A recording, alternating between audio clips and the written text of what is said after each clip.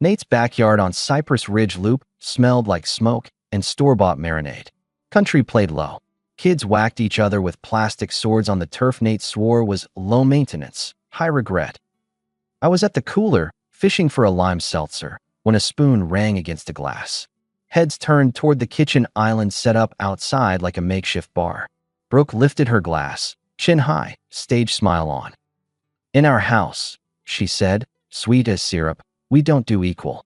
Mason tries, but the real decisions are mine." The half-circle of her friends, Kelsey, Jenna, Maria, Tara, smiled like a cheer squad. The men stared into their cups. Nate coughed into his fist. I threw a line to cut the tension. "Good to know my vote counts for recycling and nothing else," I said. "Which is fine. I overrule on trash day." Laughter skimmed the surface, then drifted off. Brooke clinked her glass with Kelsey's. That look in her eyes wasn't playful. It was rehearsed. Hit mark. Pause. On the room. I felt every word land not as a joke, but as a label stuck to my shirt. If I had known where that one toast was headed, I would have eaten the burger and left the plate. On the drive home, the car was a museum. She scrolled her phone, screen tilted away. I kept both hands at 10 and 2. "That was cute," I said. "The dictatorship bit. We doing bits now?" "You're dramatic," she said. It was a laugh. I noticed all the laughs were on your side. She rolled a wrist. We were relaxed. "You tense up. It's exhausting." "Public disrespect isn't relaxing," I told her. "It's a choice. I'm making one too. At home, distance follows disrespect." "What does that even mean?" "You'll see." We pulled into the driveway. She stepped out first, heels tapping the concrete like a gavel. Inside, she went silent and dissolved into her screen. I walked to my home office, the room off the hallway with a smart lock that had never been anything but decoration. The click of that lock was my signature. In the morning, I moved on schedule. Gym at 5, exit 6:30, laptop open by 7. Brooke breezed through the kitchen in a robe, smelling like something that didn't come from our bathroom cabinet. Not the citrus she used. Sharper. New perfume. I asked. She didn't look up. "It's a sample. Don't be weird." "I'm not being weird," I said. "I'm being observant." Then observe quieter. She poured coffee into a travel mug and texted with one thumb. "Tonight," she said, "I'm out with the girls. Don't wait up. This early, you know the plans."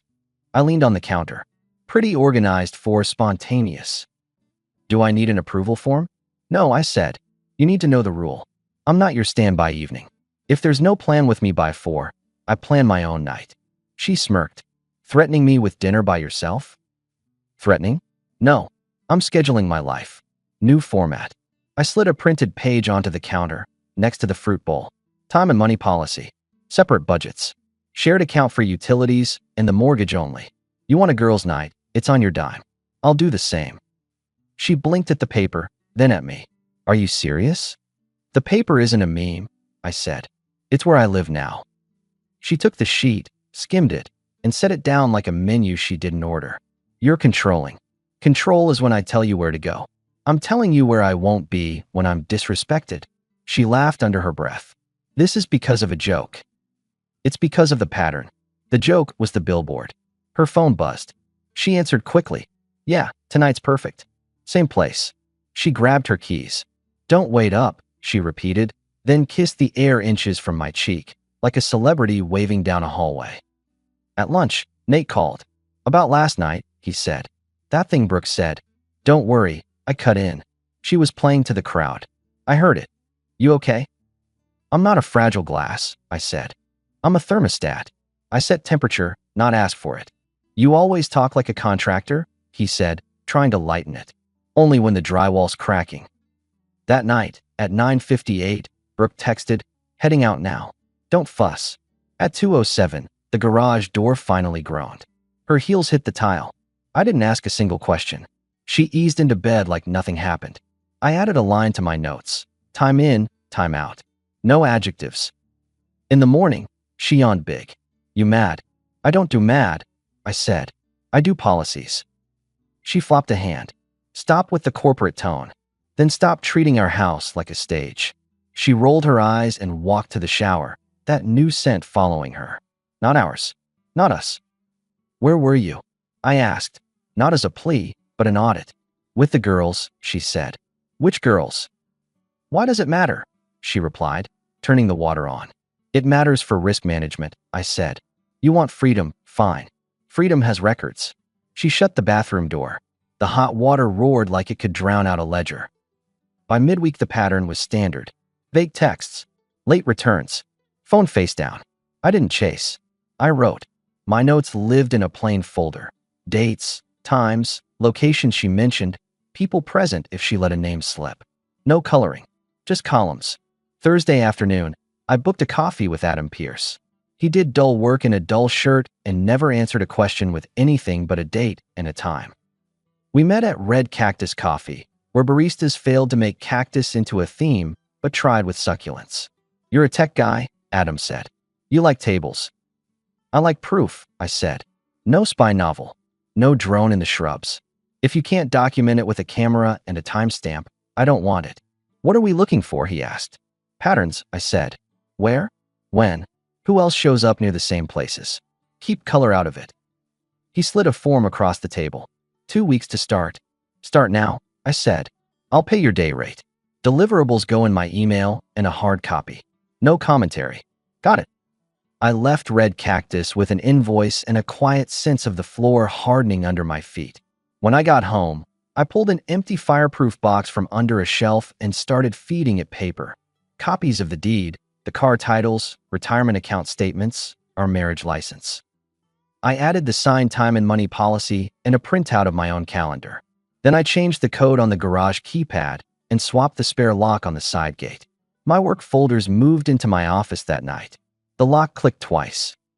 That weekend, Cole hosted a poker night for 6 guys who used poker chips the way toddlers use toys, something to fidget with.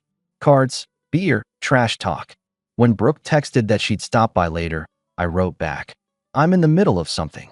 Cole flicked a chip at me. You good? I'm fine, I said. I'm making lines. Lines. Boundaries. They're not fences unless you paint them where people can see. He grinned. You practicing for a billboard? Actually, I said and raised my beer. Heads turned. Quick one. If your social currency is making me the punchline, I'm cash only. I won't be in rooms where my name pays the bill. Cole nodded. Nate raised his beer. Heard, he said. The room shifted. It wasn't a threat. It was a service announcement. The next morning, Brooke tried to reset. Coffee waited by my laptop, mug sitting on a napkin like a polite guest. A sticky note leaned against it. Sorry if I pushed. Tough week. Let's reset. Dinner tonight? Just us. B. She hovered in the doorway. Peace. That depends, I said. You switching the tone or the tactic? She crossed her arms, but kept her voice honeyed. I miss us. I went too far at Nate's. I get it. Tonight. No phones, no friends. I'm yours. 7, I said. If you're late, the table changes. I won't be late. At 6:50, she texted, running 5 behind. At 7:20, I was on a stool at a taco spot. Eating alone, because I don't sit on hope. She walked in at 7:34, hair sharp, dress sharper, smelling like the stranger in our bathroom cabinet. Traffic, she said, sliding into the seat. You could have waited. I'm not a valet, I said. You missed the window. New table. She flagged the server. Tequila and a skinny something. Water, I told the server. And a check for mine. She stared at me. We can't do one night. We can do any night that starts on time, I said. You wanted a reset. You started with delay. Don't make this a test, she said. I'm here. You're here at 7:34, I said. That's a different here. She blew out a breath. You're impossible. I'm consistent, I said. You know the rules. I don't punish. I proceed. We walked out into the hot Phoenix twilight. She grabbed my elbow in the parking lot. You're pushing me away, she said. I'm trying, and you're making it a job. I looked at her hand on my sleeve until she let go. Respect isn't a bonus, I said. It's the base salary. She went quiet. Then softer, come home. Let me make it right. I'm headed home. You can meet me there on time. Back at the house, she lit candles, turned down the lights, played the song we used to play on Sundays. She leaned against the counter, contrite eyes switched on. I messed up, she said. I can fix it. You can start by deleting the line you used at Nate's from your script, I told her. That line doesn't air again. I get it, she said. No more performs. Only us. For 24 hours, she was gentle. A kiss on my neck as she passed my chair. A hand on my shoulder when she brought a glass of water. She put a note in my lunchbox. Proud of you. Proud of us. It was sweet. It was also a turn. My calendar didn't change. On Thursday, she texted, out with girls, promise back by 10. At 10:50, no word. At 1:12, nothing. At 2:03, the garage groaned. I was awake at my desk, clearing tickets. She paused at my door. Working late? She said, like she hadn't just flunked her own promise. I didn't spin my chair. Deliverables don't cry when I'm on time, I said. You're angry, she said. I'm logging, I said. Promises, timestamps, outcomes. That's all. You're not even asking where I was. I'm not curious, I said. I'm thorough. She left. The next morning, I met Adam again. He had a folder, no expression, just paper clipped to paper. Initial pass, he said. 7 nights. Venues. Vehicles. Faces. You asked for patterns. You've got cross-traffic. I opened the folder. Photos with dates in the corner. Parking lots. A hotel with a dumb fountain. The same people on different nights, different pairs. Not scandalous in a movie way. Mundane. Real. A shape I didn't like, but respected for its honesty. You see the overlaps? Adam asked. I see them, I said. Keep going. No commentary. He nodded. 2 more weeks. When I drove home, I felt oddly calm. The fear most people talk about wasn't there. In its place was a clean hallway with lights on and doors labeled. A plan started to assemble itself without emotion. Phone calls lined up. To Daniel Royce at Royce and Abbott, a family attorney I had used once for a prenup review. To a leasing office in Tempe for a small apartment with a clean kitchen and a bare living room. To a storage unit for boxes I didn't need to see every day. That night, Brooke walked in at 10 on the dot, tossed her keys, and smiled like we were back in year 1. See? She said, holding up her hands. 10. Good, I said. Let's keep it a trend. Can we not be tense? She asked. Come here. I stepped back. I'm fine across the room. She frowned. You're punishing me. No, I said. I'm rewarding myself. Her eyes narrowed. With what? Peace, I said. A new budget. A new schedule. None of which require a committee. She crossed to the fridge, grabbed a can, popped it. I feel like you're building a case. I'm building a life, I said. If it looks like a case from your side, maybe consider why. The following week, Cole hosted a backyard cookout. Different crowd than Nate's, same folding tables. He'd invited couples from the gym and a neighbor who sold solar panels so aggressively, he started with, I'm not here to sell you anything. Brooke arrived last, heels biting into the lawn. She gave me a sweet, stage-ready smile. We good? She asked in front of 3 women I barely knew. We're clear, I said. She touched my arm like a politician. Don't be sensitive tonight, she said lightly. Just be fun. Cole handed me tongs. You're on grill, he said. I'm on not burning the rolls. Halfway through the night, I heard my name from a cluster near the fire pit. Brooke had the floor again, women circling. He likes rules, she told them. Everything is a form. He drafted a policy for our house. Can you believe? Kelsey laughed. My kind of order. Jenna tilted her head. Do you sign it? Like a contract. Maria sipped and smiled. Tara checked her phone. Each of them had that shared look women get when a script has been practiced. Timing, cue, payoff. I set the tongs down and walked over. Since my name's on stage, I said, let me make something efficient. If my name is the entertainment, I'm out. I'm not mad. I just don't fund a show where I'm the prop. I looked at Cole, then the neighbor. Enjoy the burgers. Brooke's smile hardened. Relax, she said. We're joking. Then joke without me. I said. No hard feelings. I moved to the side yard, sat on the low brick wall, and texted Daniel. Monday morning. Ready to finalize. Then I texted Adam. If you have cross-refs on husbands in that circle, include. Again, no commentary. Cole found me by the side gate. You torched the room, he said. In a good way. I don't torch, I said. I flipped the breaker. You sure you're okay? Cole, I said. She's running a play with a bench behind it. I'm pulling the field. Sunday night, Brooke came to my office door with a plate. Meatloaf. Mashed potatoes. Comfort food she never cooks. I made dinner, she said. I miss us. That's thoughtful. I said, not getting up from my chair. Thank you. I'm saying I miss you, she said. That's a sentence, I said. The paragraph is what you do next. She set the plate on the console and hovered. You won't meet me halfway, she said. I'm already at the destination, I told her. I'm waiting to see if you drive. The next day, Adam's envelope hit my mailbox. The photos and timestamps said what my bones already knew. It wasn't a single wrong turn. It was a roundabout with multiple on-ramps. Same hotel, different cars, familiar faces from that circle. Kelsey's husband in a hat he always wore. Jenna's husband in his office slacks. Maria's guy with his lifted truck. Tara's with his gym bag. Not one name needed to be said. The patterns wrote the caption. I set the envelope next to the fireproof box and called Daniel. Package is clean? I asked. Clean, he said. Division clear. House stays yours. Accounts separated. Minimal negotiation. You want contingencies on access? Yes, I said. Key changes already done. I'll have the apartment ready by Friday. And tone? Daniel asked. He knew me. Cold water, I said. Not a splash. A soak. He chuckled. Paperwork's ready. I'll courier a set. When do you plan to serve? I'm not serving, I said. I'm presenting. To her alone? Her and the board she assembled, I said. They started it like a meeting. I'll end it like a meeting. Thursday night. Brooke came home early. Hair up, soft sweater, bare feet.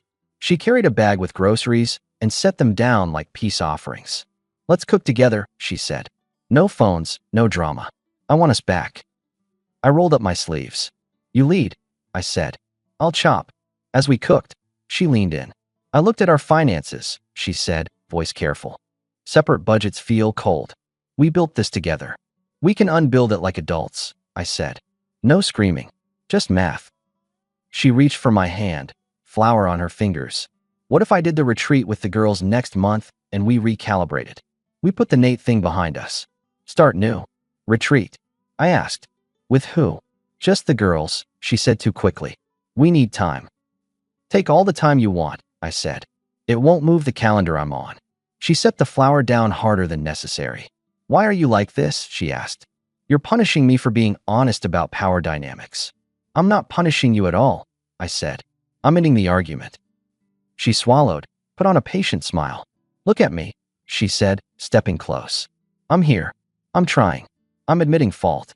That has to count. It does, I said. It counts toward clarity. Friday, she texted. Girls are coming by Sunday to plan schedules. Don't worry, we'll be quick.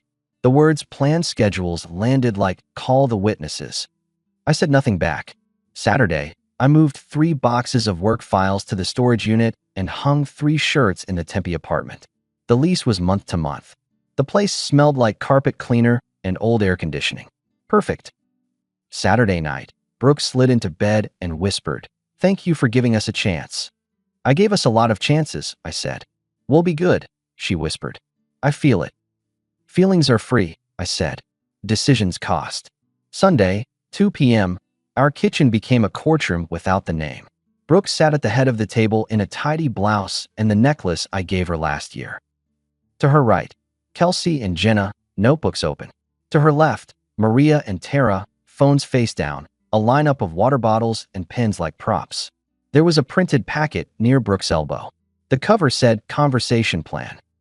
She looked up at me in the doorway. "We want to handle this with grace," she said. "Do you?" I said. Kelsey folded her hands. "We've all talked about modern expectations," she began. Jenna picked up. "Sometimes roles shift, and if a partner resists, there's a way to." Maria slid in. "To keep things dignified. We're all about dignity." Tara nodded, eyes on me. "No need to escalate." Brooke tapped the packet. "We're not attacking," she said. "We're concluding. We think it's time to be civil. Sign here, and we'll make transitions simple. No one needs to be the bad guy." I set my backpack on the counter behind me. "You brought an audience," I said. "Bold. It's support," Brooke said. "For who?" I asked. "For both of us," she said. "For you too."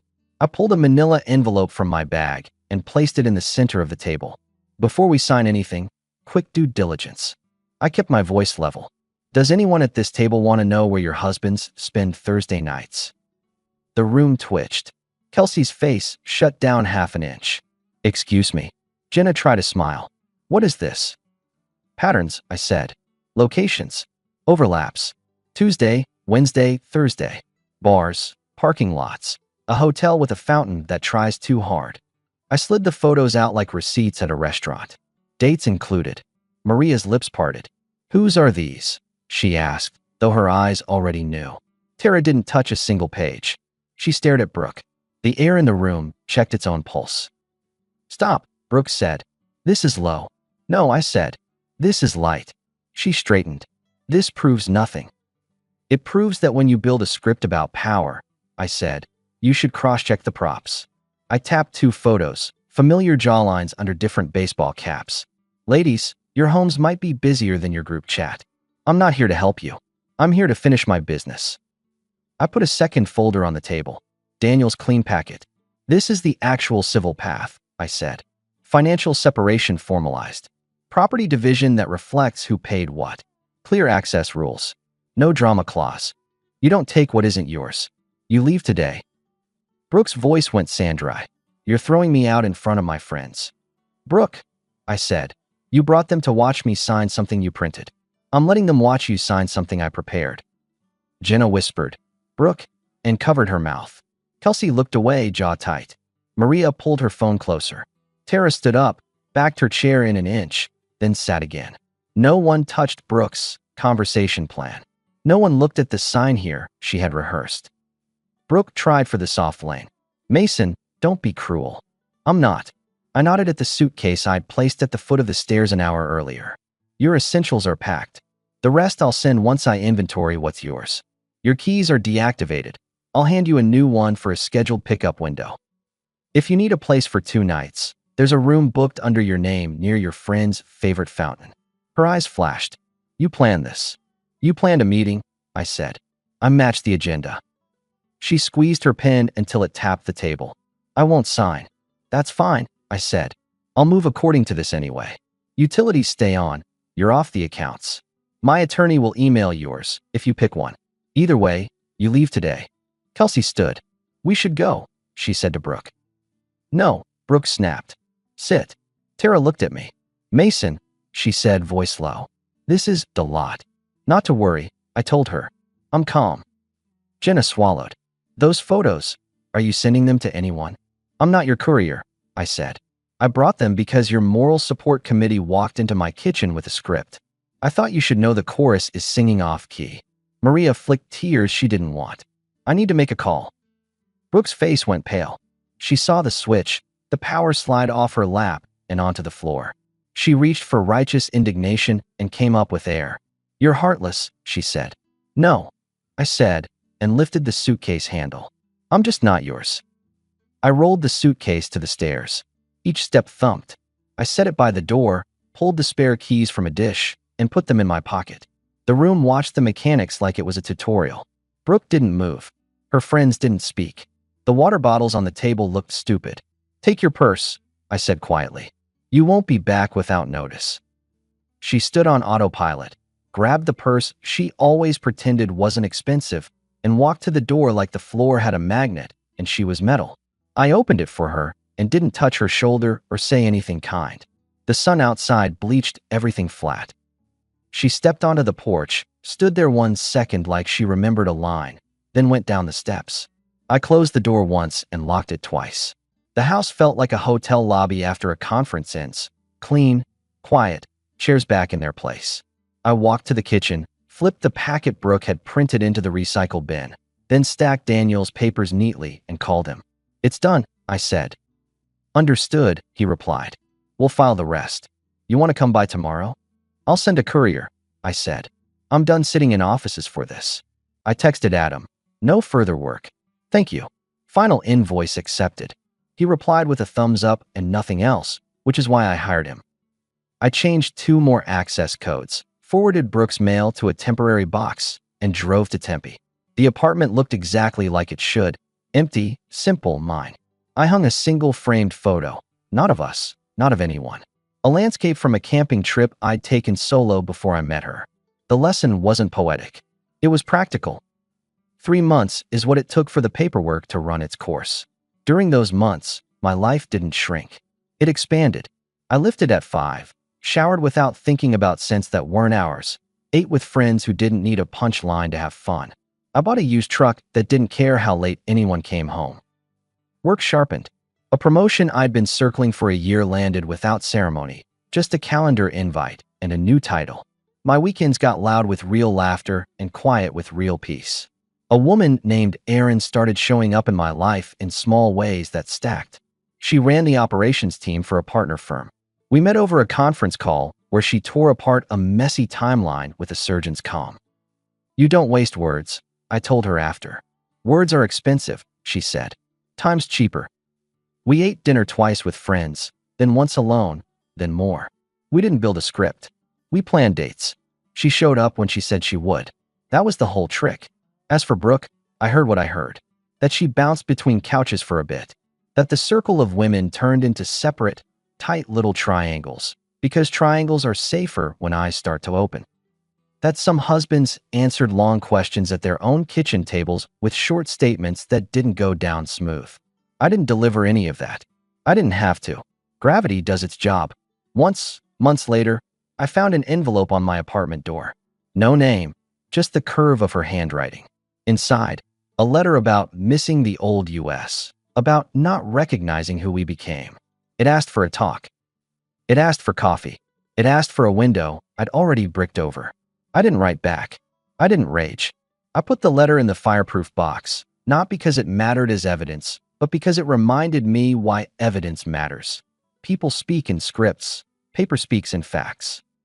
I drove to my house on Cypress Ridge Loop, the one with the lawn that grows no matter what you feed it. I stood in the driveway with my coffee and watched the sun hit the sidewalk.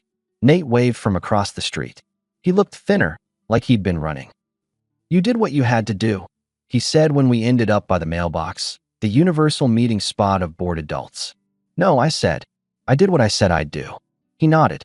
"That line at the barbecue." "Yeah," I said. "That line." He shifted. "Heard some stuff about the group. Not my business." "Correct," I said. "Not mine either anymore." He grinned. "You coming over later? We'll burn some overcooked protein." "I've got dinner in Tempe," I said, "but I'll swing by for a soda first." "You and your soda," he said.